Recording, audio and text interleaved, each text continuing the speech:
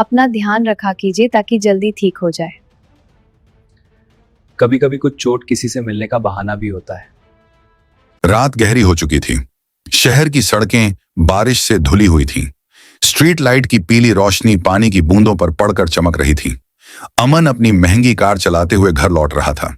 गाड़ी के शीशे पर गिरती बारिश की बूंदें जैसे उसके मन की बेचैनी का प्रतिबिंब थीं। बाहर सब कुछ चमक रहा था, लेकिन उसके भीतर एक अजीब सा खालीपन था। तभी उसकी नजर सड़क किनारे चल रही एक लड़की पर पड़ी।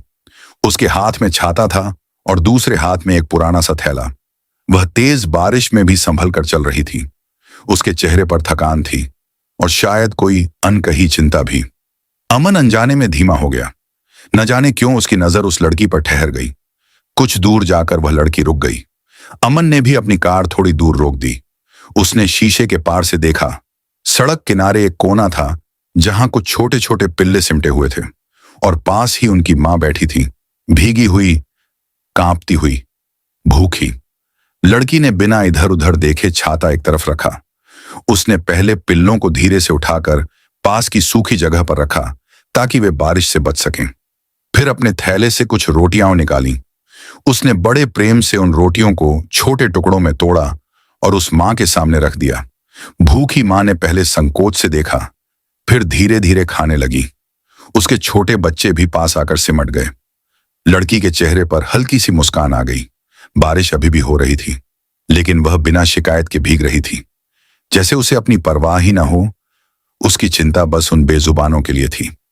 अमन कार के भीतर बैठा ये सब देखता रहा। उसके भीतर कुछ हलचल हुई। वह सोच में पड़ गया। जिस शहर में लोग अपने काम से आगे नहीं देखते, वहां कोई अनजान लड़की यूं रात के अंधेरे में रुककर भूखे जानवरों को खाना खिला रही है। लड़की ने सुनिश्चित किया कि पिल्ले सुरक्षित हों। फिर उसने अपने हाथों को हल्के से झटका, छाता उठाया और आगे बढ़ने लगी। अमन ने महसूस किया कि उसका बोझिल मन थोड़ा हल्का हो गया है। उसे समझ नहीं आया कि यह बदलाव क्यों हुआ, लेकिन उस लड़की की सरलता ने उसके भीतर कहीं गहराई में कुछ छू लिया था। अगली शाम भी आसमान बादलों से घिरा हुआ था, लेकिन बारिश नहीं हो रही थी। सड़कें अभी भी हल्की नमी से चमक रही थीं। अमन ने अनजाने में वही रास्ता चुना, शायद आदत से या शायद किसी उम्मीद से। और सचमुच कुछ ही दूरी पर वही लड़की दिखाई दी। इस बार उसके हाथ में वही थैला था, लेकिन चेहरे पर कल वाली थकान कम थी। वह शांत कदमों से चल रही थी। अमन का दिल एक पल को तेज धड़कने लगा। उसने खुद से कहा, क्या यह सिर्फ संयोग है या मैं जानबूझकर यहां आया हूं? कार आगे बढ़ती रही, लेकिन इस बार उसने तय किया कि वह यूं ही अनदेखा करके नहीं निकल जाएगा। उसने गाड़ी की रफ्तार धीमी की और फिर धीरे से उसी सड़क की ओर मोड़ ली जिस दिशा में वह लड़की जा रही थी। यह पीछा करने वाला भाव नहीं था, बल्कि एक जिज्ञासा थी। वह जानना चाहता था कि वह लड़की कौन है। क्या वह रोज ऐसा ही करती है? क्या उसके जीवन में भी कोई कहानी छुपी है? अमन ने दूरी बनाए रखी। वह बस देख रहा था। लड़की रास्ते में एक छोटी सी दवा की दुकान पर रुकी। उसने कुछ खरीदा, फिर आगे बढ़ गई। थोड़ी दूर जाकर वह एक पुराने से मकान के सामने रुकी। मकान बहुत बड़ा नहीं था, लेकिन साफ सुथरा था। लड़की ने दरवाजा खोला और अंदर चली गई। अमन कार में बैठा सोचता रहा, तो यह यहां रहती है। उसे एहसास हुआ कि वह शायद ज्यादा आगे बढ़ रहा है। उसने खुद को टोका, यह सही तरीका नहीं है। अगर मिलना है तो साफ नीयत से मिलना होगा। वह कुछ क्षण और वहीं रुका रहा, फिर कार घुमाकर वापस चल पड़ा। रास्ते भर उसका मन अजीब सा शांत था, जैसे किसी अनजान इंसान की सादगी ने उसके भीतर की भागदौड़ को थोड़ी देर के लिए थाम दिया हो। अब यह रास्ता जैसे अमन की दिनचर्या का हिस्सा बन गया था। सुबह ऑफिस जाते समय भी और शाम लौटते समय भी उसकी नजर अनायास उसी ओर उठ जाती। एक सुबह वह किसी जरूरी मीटिंग के लिए जल्दी निकला था। सड़क पर हल्की धूप फैली हुई थी। तभी उसने फिर वही परिचित आकृति देखी। वह लड़की आज भी उतनी ही सादगी से चल रही थी। इस बार उसके हाथ में एक छोटा सा थैला था जिसमें रंग बिरंगे गुब्बारे झांक रहे थे। दूसरे हाथ में कुछ छोटे छोटे खिलौने थे। अमन का मन फिर ठहर गया। ये रोज कहां जाती है? जिज्ञासा ने फिर कदम बढ़ाए। उसने कार धीमी कर दी और सुरक्षित दूरी बनाकर पीछे पीछे चलने लगा। लड़की शहर की भीड़ भाड़ छोड़कर एक शांत इलाके में मुड़ गई। कुछ ही देर बाद वह एक साधारण से भवन के सामने रुकी। गेट पर लिखा था विकलांग आश्रम। अमन ने कार थोड़ा दूर खड़ी कर दी। उसके मन में अब उत्सुकता से ज्यादा सम्मान था। जैसे ही लड़की अंदर गई, भीतर से बच्चों की आवाजें गूंज उठी। दीदी आ गई, दीदी आ गई। वह दृश्य इतना सहज और सच्चा था कि अमन कुछ पल के लिए स्तब्ध रह गया।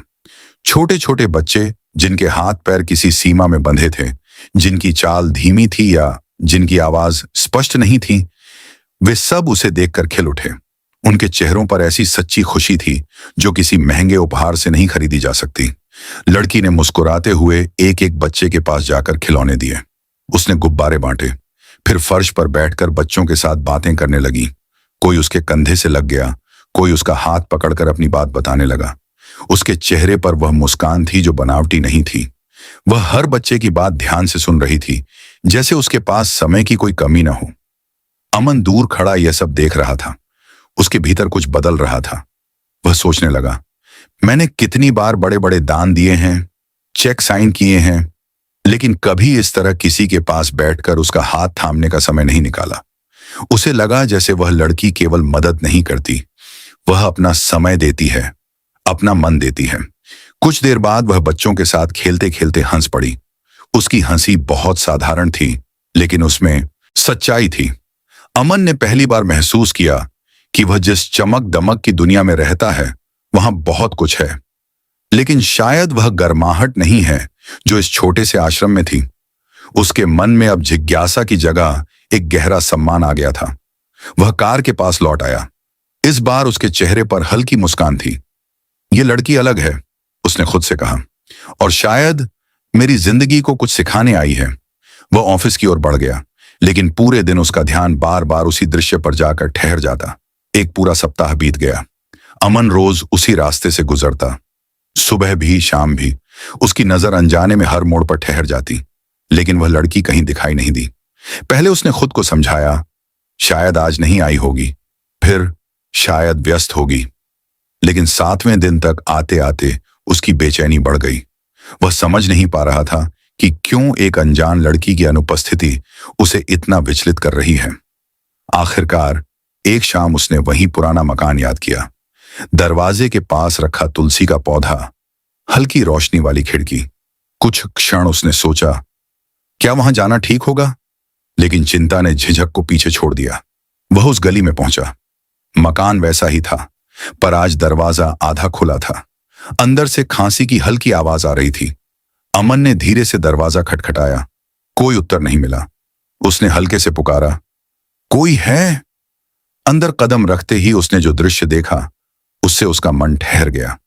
कमरे में साधारण सा फर्नीचर था। एक कोने में दवाई की शीशियां रखी थीं। बिस्तर पर एक वृद्ध व्यक्ति लेटे थे, जिनकी तबीयत स्पष्ट रूप से ठीक नहीं लग रही थी। पास ही दूसरे बिस्तर पर एक युवक था, जिसकी शारीरिक स्थिति से साफ था कि वह स्वयं चल फिर नहीं सकता। वातावरण में सादगी थी और संघर्ष भी। अमन ने जब कमरे में नजर दौड़ाई तो उसे वहीं दो चेहरे दिखे, बीमार पिता और बिस्तर पर लेटा भाई। लेकिन वह लड़की वहां नहीं थी। उसका मन हल्का सा घबरा गया। उसने विनम्रता से पूछा, वो आपकी बेटी नहीं दिख रही? वृद्ध पिता ने धीरे से करवट बदली। उनकी आवाज कमजोर थी, लेकिन शब्द साफ थे। वो ड्यूटी पर गई है बेटा, अस्पताल में काम करती है। अमन चुपचाप पास रखी कुर्सी पर बैठ गया। कमरे में दवाइयों की हल्की गंध थी। दीवारों पर कुछ पुराने फोटो टंगे थे, जिनमें एक परिवार मुस्कुराता हुआ दिखाई दे रहा था। शायद वे दिन अलग रहे होंगे। पिता ने धीमे स्वर में कहना शुरू किया, हमारे घर में कमाने वाला कोई नहीं है। पिछले 1 साल से मैं बिस्तर पर हूं। इसकी मां भी अब इस दुनिया में नहीं रही। घर की सारी जिम्मेदारी उसी के कंधों पर है। उनकी आंखों में गर्व भी था और चिंता भी। सुबह अस्पताल जाती है, रात को देर से लौटती है, फिर भी कभी शिकायत नहीं करती। अपने भाई को संभालती है, मुझे दवाई देती है, और पता नहीं कब कब कहां कहां लोगों की मदद करती रहती है। अमन के मन में उस दिन का दृश्य ताजा हो गया। बारिश में भीगती हुई लड़की, पिल्लों को सुरक्षित जगह पर रखती हुई, आश्रम के बच्चों के साथ हंसती हुई। अब उसे समझ आया, वह दूसरों को मुस्कान इसलिए दे पाती है क्योंकि उसने खुद दर्द को करीब से देखा है। पिताजी आगे बोले, हमने उसे बहुत समझाया कि अपनी जिंदगी के बारे में भी सोचे, लेकिन कहती हैं, जब तक आप दोनों ठीक नहीं हो जाते, मेरा सपना बस यही है। अमन के भीतर एक गहरी संवेदना जाग उठी। वह अब सिर्फ प्रभावित नहीं था, वह उस लड़की की जिम्मेदारी और त्याग को महसूस कर रहा था। उसका नाम? उसने धीरे से पूछा। पिता ने हल्की मुस्कान के साथ कहा, मिष्ठी। अमन ने मन ही मन नाम दोहराया, मिष्ठी। नाम जितना सरल, व्यक्तित्व उतना ही गहरा। कुछ देर बाद अमन उठ खड़ा हुआ। अगर किसी भी तरह की मदद की जरूरत हो तो मुझे बताइएगा, उसने आदर से कहा। पिता ने उसकी ओर देखा। बेटा, मदद तो भगवान भेजते हैं, बस सही समय पर। अमन ने जेब से कुछ रुपए निकाले और बहुत आदर से उनके पास रख दिए। आप ये कुछ रुपए अपने पास रखिए, उसने शांत स्वर में कहा। वृद्ध पिता घबरा गए। पर बेटा, ये पैसे कब, क्यों, कैसे? हम तो आपको जानते भी नहीं। अमन ने हल्की मुस्कान के साथ जवाब दिया, कभी कभी कारण समझाना जरूरी नहीं होता। शायद भगवान ने मुझे यहां किसी वजह से भेजा है। आपकी बेटी सबकी सेवा करती है, शायद इसलिए आज मुझे यहां आने का अवसर मिला। उसके शब्दों में दिखावा नहीं था, बस सच्चाई थी। पिता की आंखें नम हो गईं।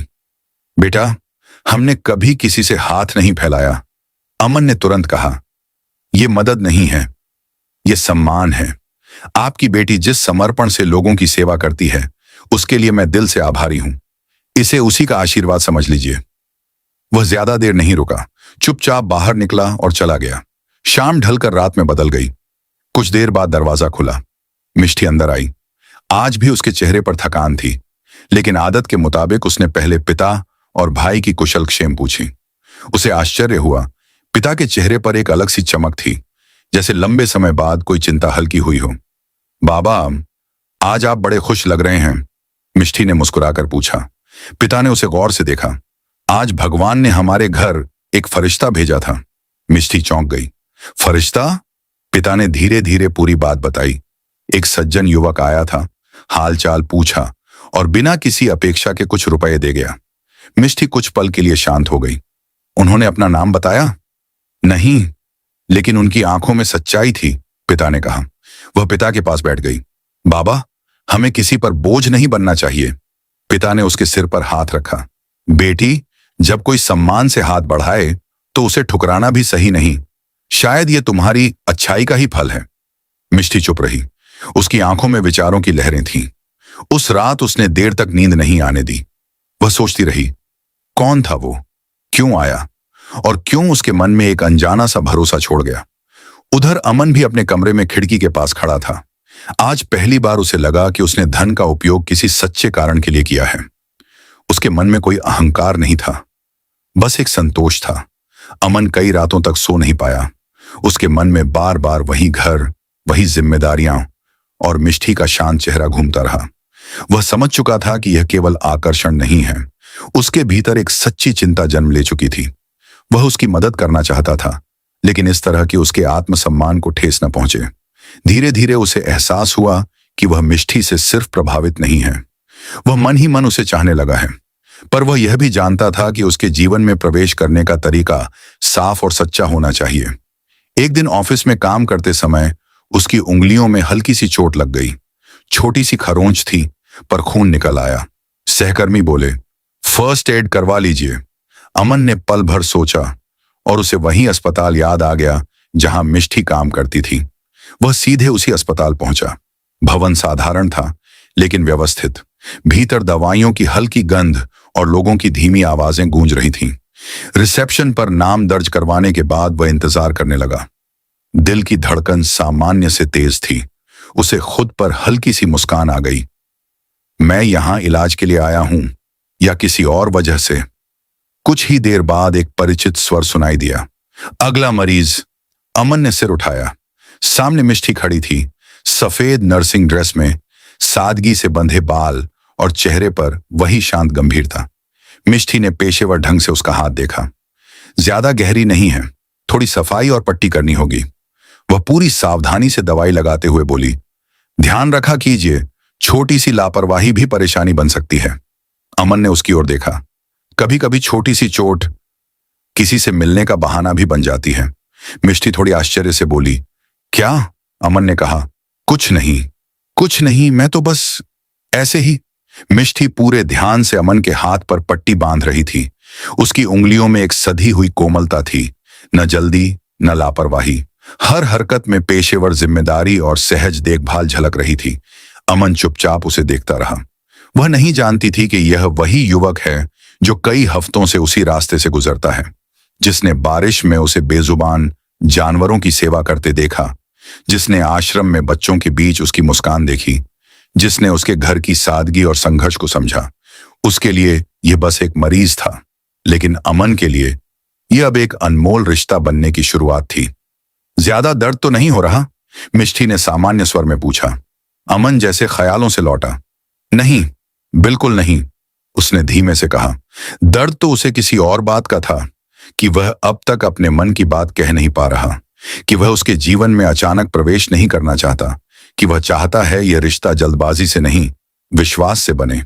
मिष्टी ने पट्टी बांधकर हाथ हल्के से थामा और कहा, अब ठीक है, 2 दिन ध्यान रखिएगा। उस स्पर्श में कोई अतिरिक्त भाव नहीं था, बस कर्तव्य था, और शायद यही सादगी अमन को और भी गहराई से छू रही थी। वह सोच रहा था, क्या उसे कभी पता चलेगा कि मैं उसे कितनी इज्जत से देखता हूं, कि मैं उसके संघर्ष को समझता हूं, कि मैं उसके जीवन में सिर्फ सहारा नहीं, साथी बनना चाहता हूं। लेकिन उसने खुद को संयमित रखा। प्यार उसके लिए अब कोई जल्दबाज भावना नहीं थी। वह जान चुका था, सच्चा संबंध समय मांगता है। मिष्टी ने फाइल बंद करते हुए कहा, आप जा सकते हैं, और हां, अगली बार सावधानी रखिएगा। अमन खड़ा हुआ। दरवाजे तक पहुंचकर वह एक पल को रुका। धन्यवाद, सिर्फ पट्टी के लिए नहीं, उसने शांत स्वर में कहा। मिष्टी ने प्रश्न भरी नजर से देखा। और किस लिए? अमन हल्का सा मुस्कुराया। दुनिया को थोड़ा बेहतर बनाने के लिए। मिष्टी कुछ समझी, कुछ नहीं, लेकिन उसके चेहरे पर एक हल्की सच्ची मुस्कान आ गई। अमन बाहर निकल आया। उसके कदम हल्के थे, पर मन दृढ़।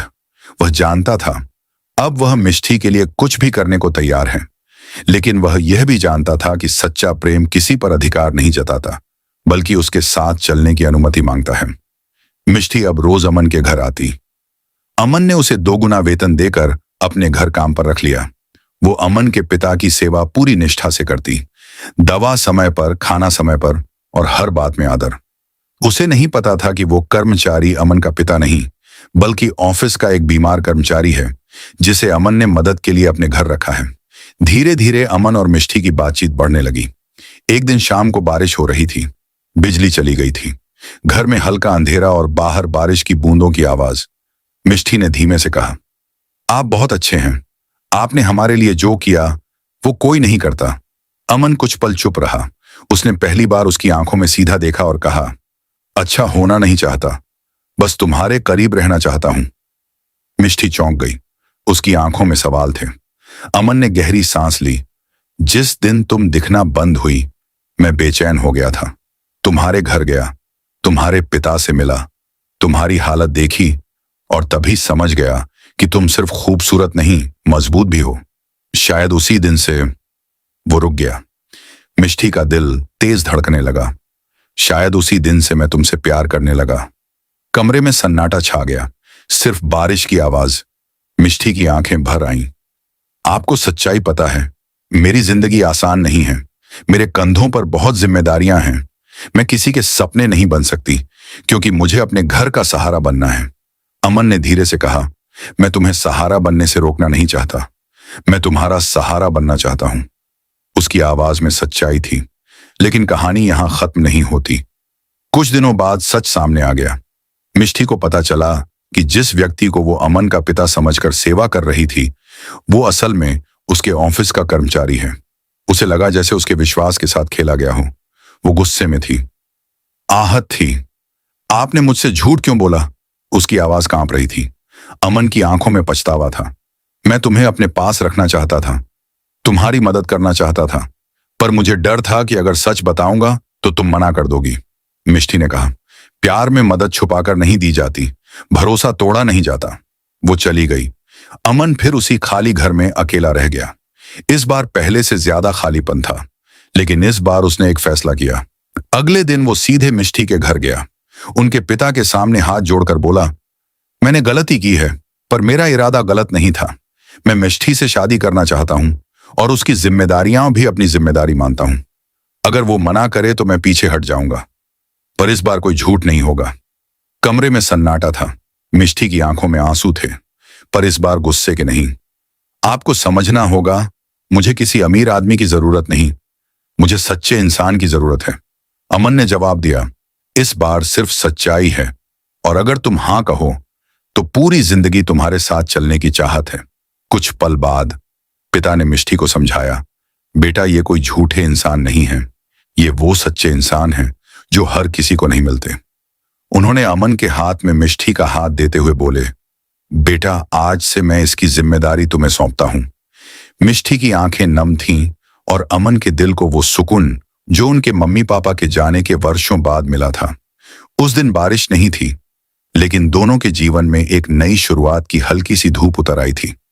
कभी कभी प्यार पाने के लिए अमीरी नहीं, सच्चाई और धैर्य चाहिए, और जब जिम्मेदारियों के बीच भी कोई आपका हाथ थाम ले तो वही रिश्ता सबसे मजबूत होता है।